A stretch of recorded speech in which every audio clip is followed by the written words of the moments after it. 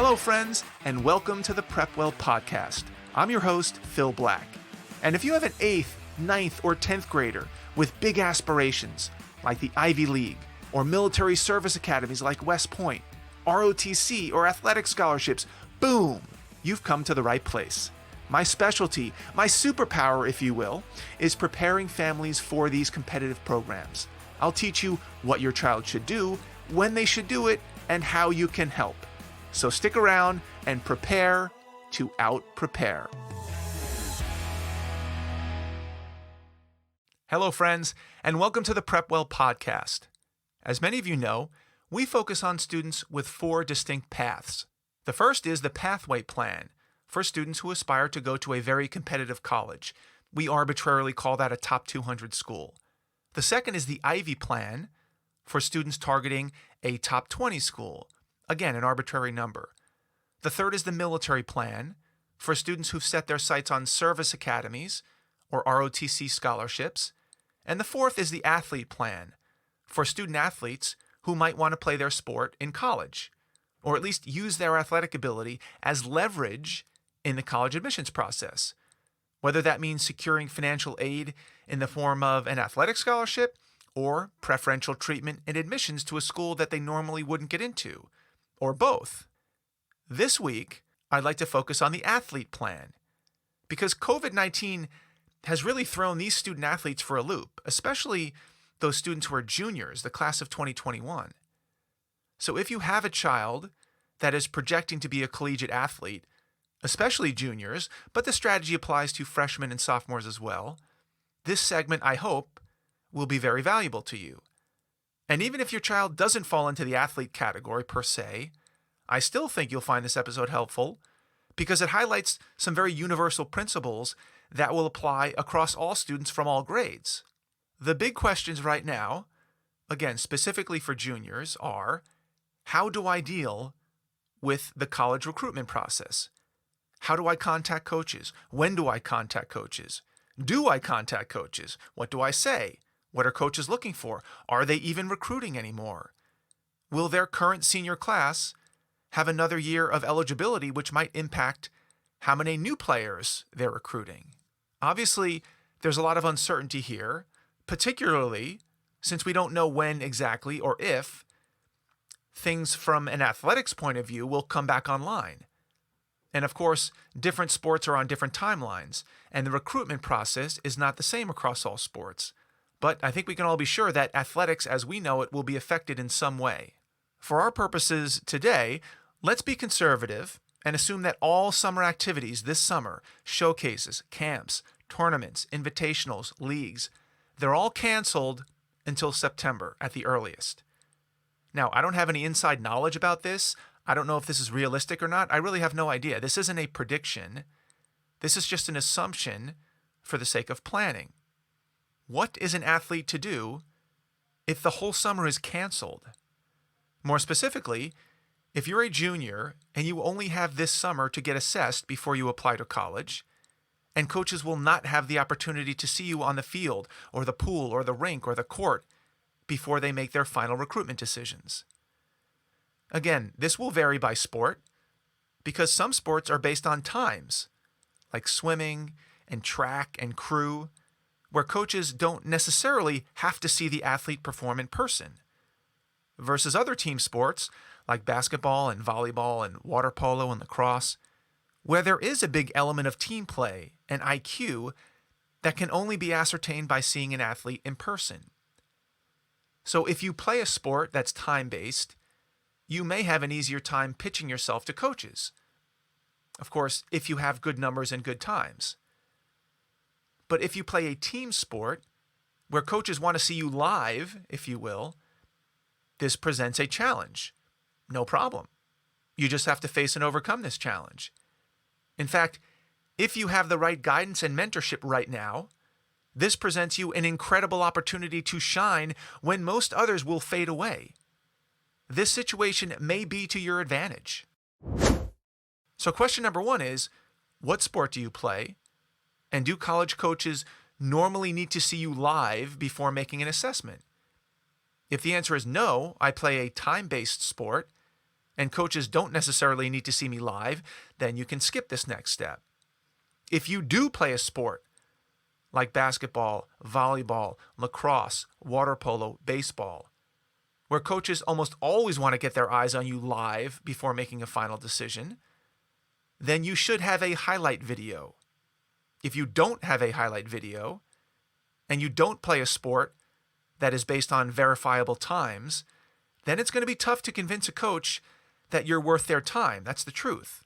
You should have one. This is why inside Prepwell Academy's athlete plan, we assign 9th and 10th graders with the task of creating a highlight video that they then constantly update and refine over time. It may not be pretty in 9th and 10th grade or your best work, but they get the system down. So by the time they become juniors, they already have a significant body of work in the can just in case. The student athletes in the Prepwell athlete plan all have this done already. They're in great shape. The athletes who don't have footage are going to be at a big disadvantage. Let's assume for now that you do have a highlight video or that you can get one together in the next few weeks. And if you need guidance on how to do that, please check out my blog for more specifics. Okay, assume you've got a highlight video and you know what level you think you can play in college. And by that I mean Division I, Division II, Division III. And you have a list of targeted colleges. It could be a soft list that's not overly refined yet. And maybe you've even been in touch with some coaches along the way. And the plan was to get these colleges to see you in person this spring and or this summer at a tournament or a showcase or a campus camp or an invitational or some other venue. But that plan just disappeared. No more in-person evaluations. What do you do now? Let me start with what you don't do. You don't panic. You don't sit on your hands and do nothing. You don't freeze. You don't complain about how bad the timing is and get a woe is me attitude, and I guess it wasn't meant to be, and that corona screwed up my chances, or anything else along those lines. The answer is that you take initiative. You get aggressive with your workouts and your communication with coaches. Your job is to make their job easier. They are struggling right now, just like everybody else. Their jobs are on the line. The existence of their sport at the school may even be in jeopardy. We don't know. In my opinion, coaches are looking for aggressive, bright, confident warriors who see this corona problem as a challenge to overcome. Remember, these coaches recruit students that they will live with, literally live with for the next 4 years. They become their second family. They rely on them. They want and need student athletes who have courage, who don't wilt when the going gets tough, and who can show leadership in hard times. Now is your time to show that you are that person. How do you do that? You up your efforts in the gym. You train harder and longer. You eat better. You prepare harder. You sleep more. You watch film. You break down plays. You study schemes. You dissect each college's roster, their gaps, their wins, their losses. You become a student of the game. You have time to do that now. And by the way, you should document as much of this as you can. Let's say I'm a lacrosse player. I video myself every day doing drills, wall ball, stick work, footwork, agility drills, running, stairs, push-ups, box jumps, making smoothies. You name it, I do it, and I record it. I then cut up a quick 30 to 40 second highlight video of me doing all these things, quick takes. I'm talking 1 to 2 seconds of each of these things, bing, bang, boom. You show the coach what you're up to. You show the coach how committed you are. You show the coach that you're getting stronger by the day. Show the coach that you're coming out of the quarantine bigger, stronger, faster than before. Show the coach that you care. Show the coach that you have leadership. Show the coach that you're the type of athlete and leader that he or she wants in their program. And you take that 40-second clip and you include a link in an email that says something like this. Dear Coach X. Let's call it, Dear Coach Rutherford. I know we haven't communicated since COVID-19 stopped us all dead in our tracks. The last few months have been quite an experience. I hope you and your family are doing well, and I hope that the team is safe and continuing to stay connected and strong and committed, even from a distance. I'm sure this crisis has really thrown your recruiting process for a loop. I'm new to this process, and I'm equally struggling to find my footing. I wanted to make sure that I reached out and let you know that this pandemic has not stopped me one bit. In fact, I'm hitting my home gym harder, spending more time on stick work, I'm eating and sleeping better than ever before, and I'm committed to coming out of this temporary shutdown stronger, faster, and more skilled than ever before. Here's a quick look at my daily routine.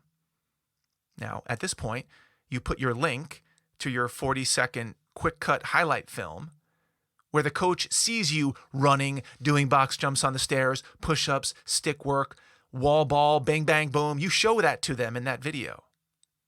And then the email continues. I also wanted to let you know that I am more committed than ever to play for you and the blah, blah, blah, the Duke Blue Devils.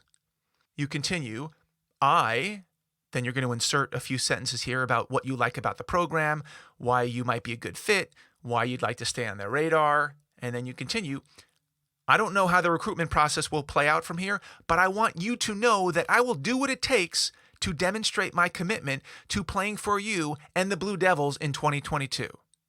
Please let me know if there's anything I can do to help in this process. The email continues. Coach, I've included my updated profile below for your review. Since we last communicated, I scored a 1510 on my SAT and will end up with a 4.2 GPA at the end of this year, my junior year. I intend to take 3 AP exams next month, and I will update you with those results in July.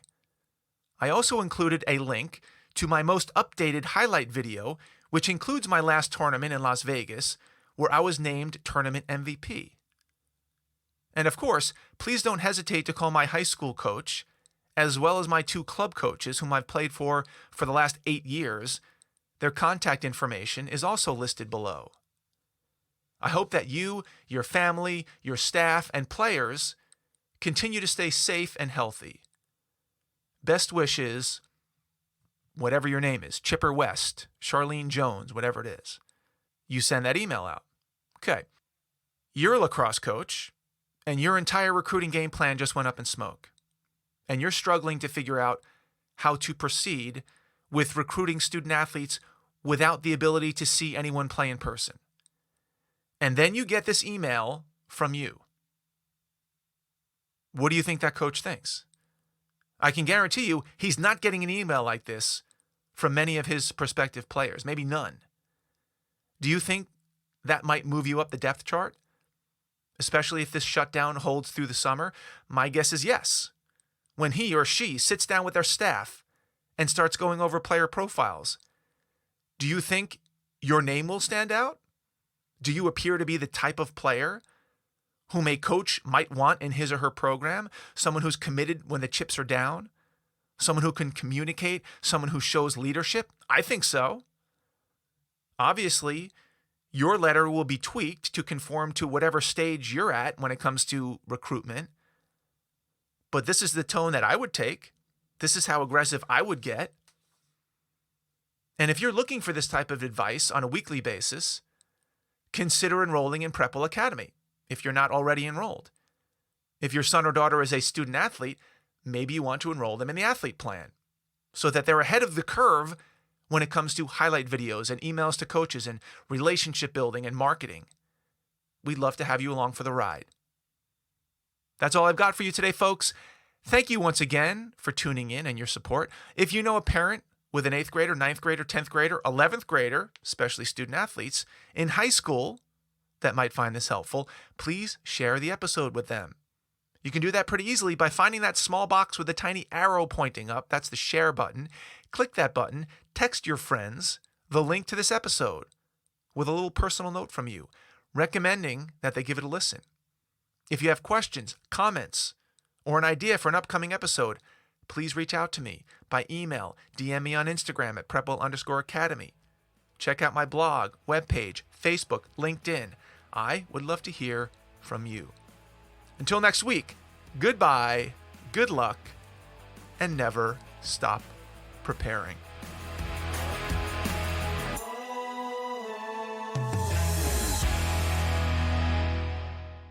This podcast is brought to you by PrepWell Academy. PrepWell Academy is my one-of-a-kind online mentoring program that delivers to your 9th or 10th grader a short, highly relevant video from me every week, every Sunday in fact, where I give them a heads up about what they should be thinking about to stay ahead of the game. To get these valuable lessons into your child's hands, please head over to prepwellacademy.com and enroll your child today.